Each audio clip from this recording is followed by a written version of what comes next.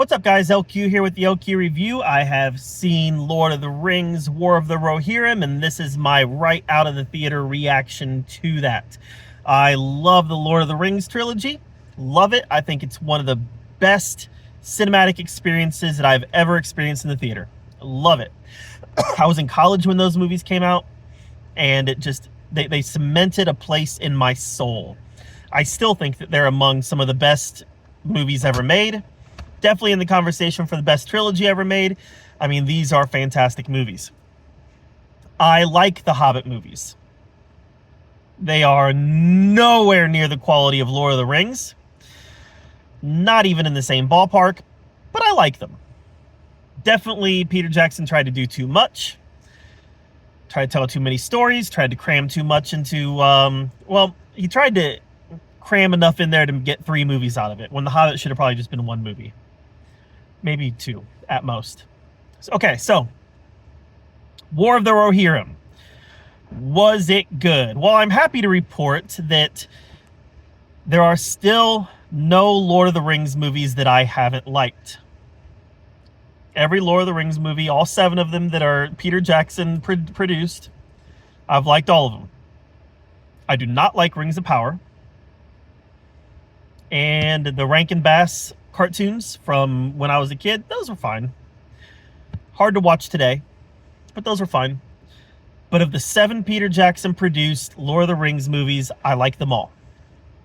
I'm trying to determine where War of the Rohirrim would fit in my ranking. It's definitely not as good as any of the 3 Lord of the Rings movies. I'm trying to determine whether it's ahead of all the Hobbit movies or if it falls somewhere in the middle. I'll do a ranking video eventually. But War of the Rohirrim was good. It was also too long. This movie was over 2 hours long, and they could have gotten away with 90 minutes. This is going to sound like a critical review because I have a lot of things to nitpick here. So I just wanted to point out nice and early at the very beginning of this review that I like this movie. But it was too long. It really dragged in the middle. Quite a bit. There was a couple times in the middle of the movie I got a little bored. And I'm sorry. A movie about Helm Hammerhand should be about Helm Hammerhand. And it wasn't. It was about his daughter. Now, I'm not a Tolkien scholar.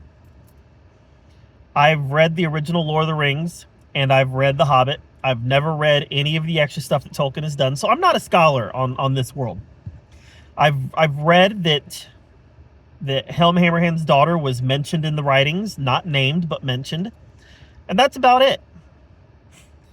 So this should have been a movie about Helm Hammerhand, and it wasn't. At best, he was a supporting character, and he was kind of turned into a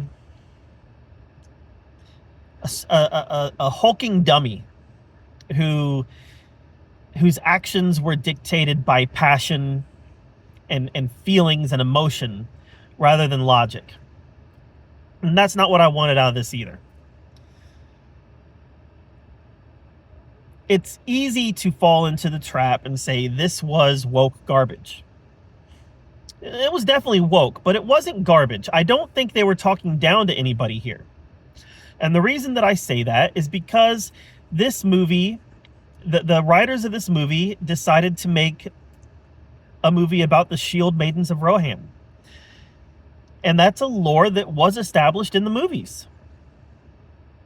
You know, they didn't go into too deep into it, but it is a lore that was established in the movies. So the fact that they decided to focus on the Shield Maidens of Rohan, I did not have a problem with that. Was the motivations wokeism? Maybe. Probably. But it was still good. It was still good. So, objectively looking at it, I'm like, okay, this was a good story. This is the story about a strong woman, a daughter of Helm Hammerhand, who decides to, you know, help save the kingdom when it's under attack. And that is, in today's level of Hollywood storytelling, that's a story that could go bad real quick. But it didn't. It was effective storytelling. I enjoyed it. I enjoyed the character of Hela. And even though I thought Helm Hammerhand was kind of a hulking cartoon, I also enjoyed the arc that he went on in this movie. Even though if I were making it, I would have done something differently with it. Just goes to show you don't always have expectations on what you want going into a movie, because oftentimes they'll deliver something different, and sometimes that different thing is better. Sometimes, not always. So the story was good. It was not a sprawling epic that you would come to expect in a Middle-earth story. This is a story that all the storytelling, all the action, everything is confined to the kingdom of Rohan. But that's fine. That's what this story is. And it's in the title. So with that being said, it took me a minute to adjust to the fact that all the storytelling was going to be in Edoras. It was all going to be at Helm's Deep. We weren't going to really venture into the rest of Middle-earth. They're at Isengard for a scene or two. But other than that, it's all going to be in the kingdom of Rohan. And that was fine. It just took a minute to adjust. The villain, Wolf, I thought was a compelling villain, even though he was driven by very mustache-twirling, bad guy, vengeance type of motivations. Those things are considered stereotypes for a reason, because they usually work. They're usually effective in telling a story. And in this case, they were effective in telling a story. He was a good villain. He was a villain that brought wrath and anger and war upon Rohan. So for me, it worked. The animation was okay. There was a few sequences where I thought it looked a little Netflixy, a little straight to streaming-y. Straight to streaming-y, is that a word? I don't know. But overall, the animation was fine. And I'm not a anime guy. I typically avoid anime. It's not something that usually appeals to me. But in this case, the story being told, it captured the look of Peter Jackson's films, the colors, the garments that the characters were wearing, the landscape. It all did a very effective job of capturing what Peter Jackson did in the original trilogy. So, yeah, I'm here to tell you, I liked this movie. I don't know where I would put it yet. I need to think about it, and I'll do a ranking video, but I liked it. I recommend it. If you are not, there is a but here. If you are not a hardcore Lord of the Rings fan, I don't think there's anything here for you. A lot of the storytelling is dependent on what you already know.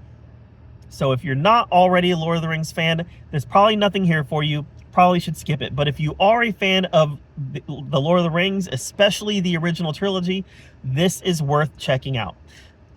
Excuse me. There are some Easter eggs that tie it to the overall Lord of the Rings mythology. Those didn't need to be in there, but they were put in there anyways, and it was fun. This is not a movie that relies on those Easter eggs. If those Easter eggs weren't in there, the movie would not be any better or any worse. But it was fun having them in there. So overall, if you're a Lord of the Rings fan, I recommend this. I think you should check it out. If you're not a Lord of the Rings fan, yeah, give this one a pass. There's nothing here for you. All right, guys, that's my take on Lord of the Rings War of the Rohirrim. Have you seen it? Do you plan on seeing it? Let's talk about it in the comments down below. While you're down there commenting, hit that subscribe button. And until next time, we'll see you guys later.